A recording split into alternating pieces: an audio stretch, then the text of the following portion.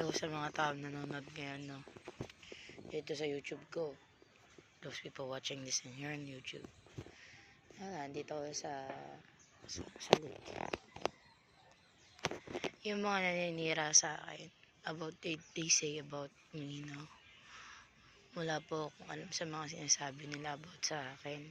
Na-addict daw ako, rehab daw po ako. Alam niyo po, ganito po yung ginagawa ko every time na naalis po ako sa bahay. Napunta po ako sa mga ganito. Tapos, nagtitinda po ako. Hindi naman po masama yung paninda ko. Ito po yun. Ang ganito yung mga paninda ko.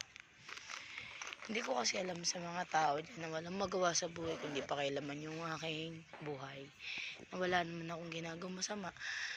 Na hindi ko masabi-sabi, na hindi alam ang taong nagmamahal sa akin. Na kung gusto mo manligaw, kilalanin mo ko nung klaseng tao ko. Right? Ito taong to, hindi basta tao lang nakakala mo kagaya ng mga taong nakakasalamuha mo. Iba kasi mundo mo at mundo ko. Ayun, payapa ang mundo ko. Kaya kung akong pipiliin mo, may payapa ang mundo mo. Bakit ko sinabi akong piliin mo? Wala lang.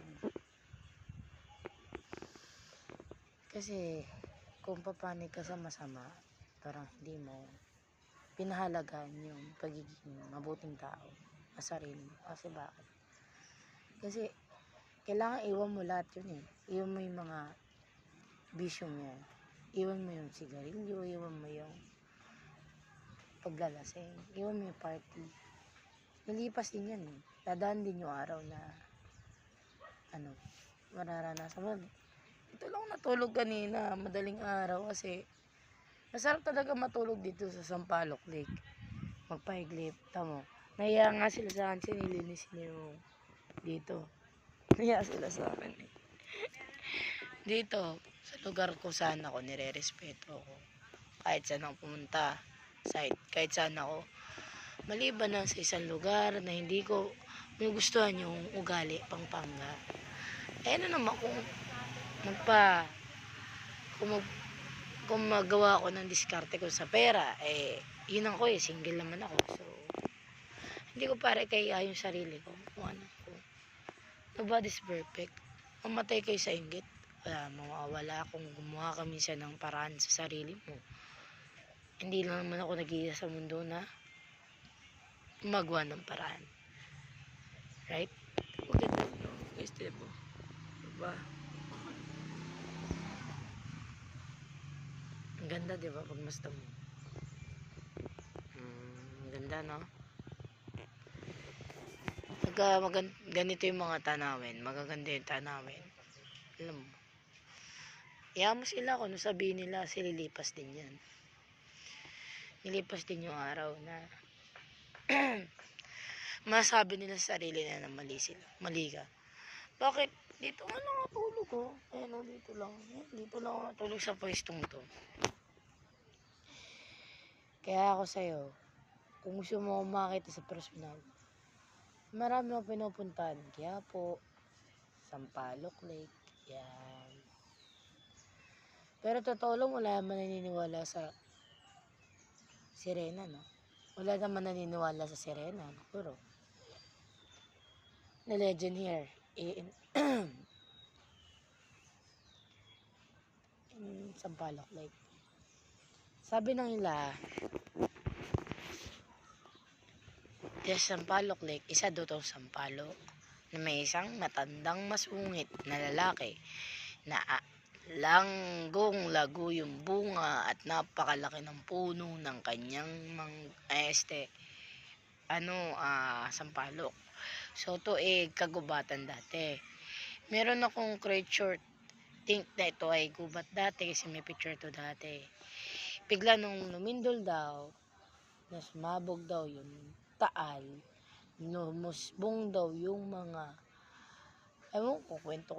Umusbong na lang daw yung mga lawang to. Pero pagkakalam ko, merong isang creature, kung tawagin sabihin natin ni Diwata ng kagubatan. So, siya nagparusa doon sa isang matanda para kasi madamot namimigay ng sampalok, yun. Totally, nakatira pa rin siya until dito. Dito mismo talaga, kaya nag-start yung mga dumami yung 7 lawa. Dahil, iba't ibang kwento nun. Pinakasahol na kwento dito. Mga pinarusahang tao yung 7 taong yun, pinarusahan niya yun. Pero dito sa lawang to, aminin ko ngayong araw na to. Hindi naman ako sabihin na may third eye, pero totoo lang. Habang natutulog ako, madaling araw, wala masyadong tao. Uli puti siya.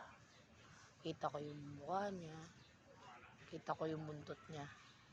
Basta, wala mang makakapaniwala kasi ako lang mismo nakakita eh. Ang bilis ng mga seconds lang.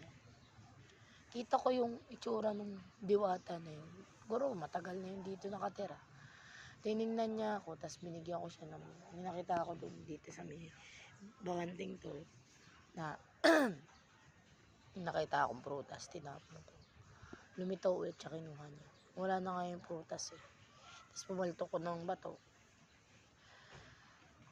Hindi ko alam. Ano siya, pwede siya, kasi hindi bata kasi. Pwede sila maging sirena. Pwede sila maging ordinary yung taong kahit gayahin tayo. Sabi niya, double gamer, pwede sila maging ganun. Ang ganda nga eh. Kasi, pati ako pinagdasaan niya, tutulog ako eh. Nanaginip ako ng masok daw mo sa kwarto, tapos pagising ko lang, pagtingin ko, nandun siya biglang gumanon, bumalik ulit siya doon sa ilalim, tubig. Diba, ang hirap paniwalaan eh. Mahirap paniwalaan yung mga bagay mo.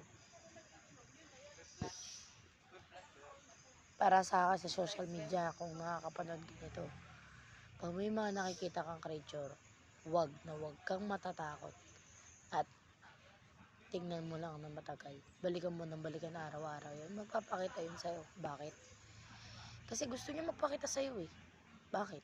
Ka natatakot kung totoo naman talaga may mga creature tayong kasama sa mundong to. Sa Pilipinas, we have creatures in we don't understand the differences in the world that here in the Philippines we have manananggal, we have for me I believe that when you enjoy your life, no matter what is it, no matter the values those people are insulting you, they're just judging you as a person who you are, just fighting for. If you love me, you will stay with me. If you're there with me, you will stay with me. We'll still be family and we will still be continue this life we are. Ganda na. Tama yung bundok na yun, ang ganda oh. Tama kayo na. Okay, ganda yun. Ayan, mga paligid oh. May mga bahay din naman sa ilog na tayo. Yun oh, pag gusto na. Yung, ito pa. Ayan, may bahay dyan. Ito yung vlog ko na walang copyright. Yung mga nagja-jogging yun. Ang ganda dito pag madaling araw. Marami nagja-jogging. Kita niyo sa likod ko. Puro mga nagja-jogging kasi maganda talaga mag-jogging. Inercisyo dito. So wala akong time mag-exercise. Nag-exercise din naman ako. Pero madalang. Not every time that I get exercise yung maganda sa inyo lahat. Sana nag-enjoy kayo sa panonood sa akin dito sa Sampaloc Lake. Ayun. Nag-area na ako. Magtitenda na ako. Hindi madali yung buhay ko eh. Bye bye. Have a good day.